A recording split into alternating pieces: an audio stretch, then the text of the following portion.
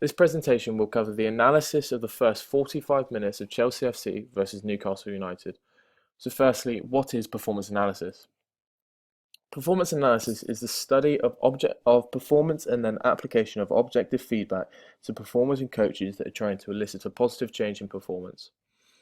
It essentially involves watching and assessing a sporting performance to judge performance levels, to assess strengths and weaknesses, and to then use the collated data to positively affect the coaching process. The type of performance analysis used in this study was notation analysis. Notation analysis was conducted to gain objective data. Notational analysis is an objective way of recording performance so that key elements of that performance can be quantified in a valid and consistent manner and used to provide reliable objective data. As Lupo et al. Support by saying, notational analysis proved to be a valuable tool for better coaching through the interpretation of technical and tactical aspects of the desired game. The analysis was conducted using Game Breaker notation analysis software, which we'll talk about later. In order to assess a team or athlete's performance, key performance indicators, or KPIs, need to be identified. Hughes and Bartlett in 2002 define a performance indicator as a selection or combination of action variables that aims to define some or all aspects of performance. For example, when assessing a striker, a KPI could be their shot accuracy. It's objective, easy to assess, and directly relates to their outcome goal, which for a striker is obviously to score goals and to win the game. Performance analysis can be used at any time, before, during, or after a season, and is often at the discretion of the coach.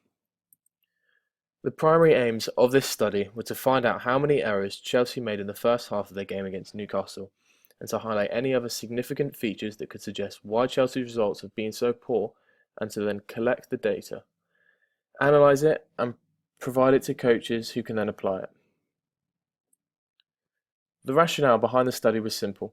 Chelsea had been performing very poorly compared to last season. Out of the 20 teams in the Premier League, after 12 matches, only 2 teams have conceded more goals, and Chelsea lay 16th in the table. On screen is a comparison of this season and last season, after 12 games. It is clear to see that Chelsea are drastically underperforming, which supports the rationale behind the study. You can see that Chelsea are underperforming compared to last season in every single aspect of their performance.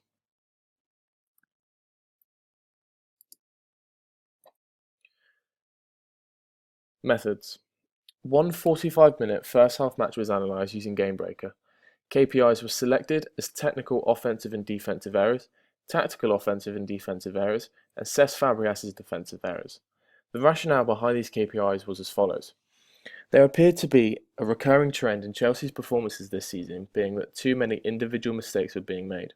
The aim of the notation analysis was therefore to highlight how many of these mistakes were occurring and the nature of those mistakes. Technical errors were defined as misplaced passes, poor touches, and misplaced shots.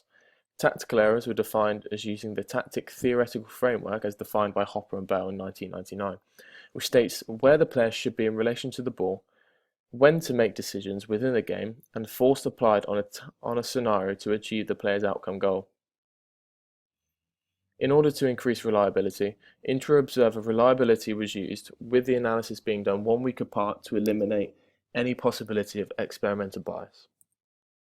The hypothesis was simply that there would be significantly more technical errors than tactical errors during the first half.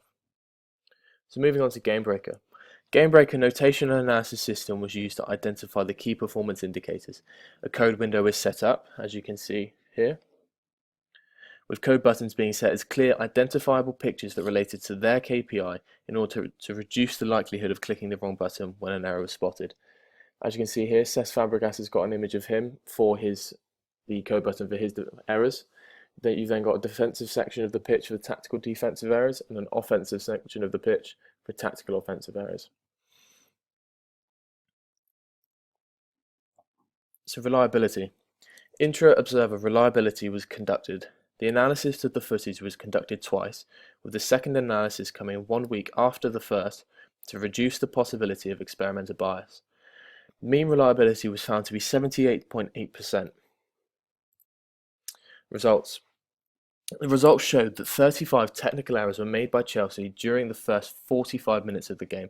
16 tactical errors were made, and out of the 27 defensive errors made, Cesc Fabregas was responsible for 10 of those.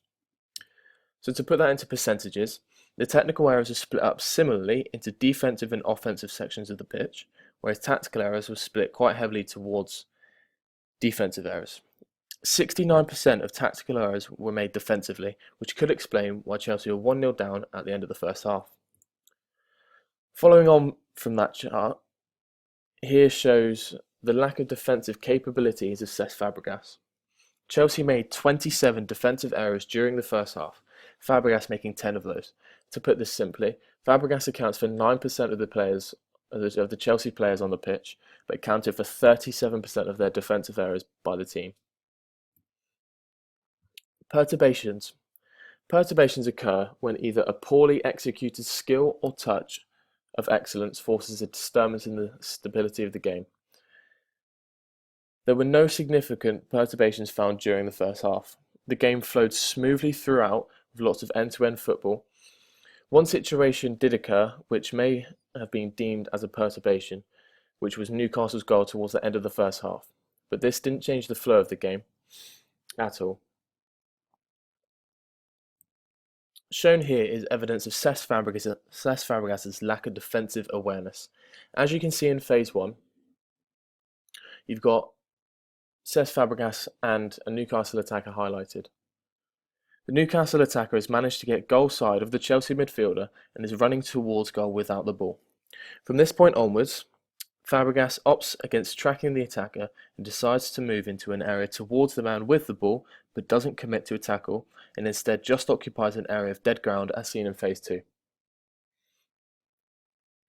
Phase 3 highlights a forward pass towards what should have been Fabregas' man to mark. One of Chelsea's centre-backs has to come across to cover the space of where Fabregas should have been covering, but doesn't get there in time, resulting in a goal-scoring opportunity.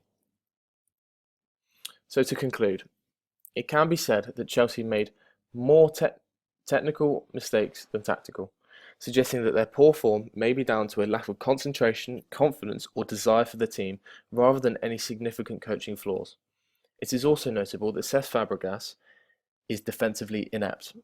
With this in mind, in order to influence the coaching process, the following suggestions would be made. Either provide adequate defensive training for Cesc Fabregas, or stop playing him in a defensive midfield position and move him up the pitch. As for the rest of the team, aim to work on their confidence and concentration on the ball, as there were too many misplaced passes and miscontrolled touches. This could simply be done by setting up small coaching drills within training, which would include one-touch passing drills to eliminate these technical errors. Thank you for listening.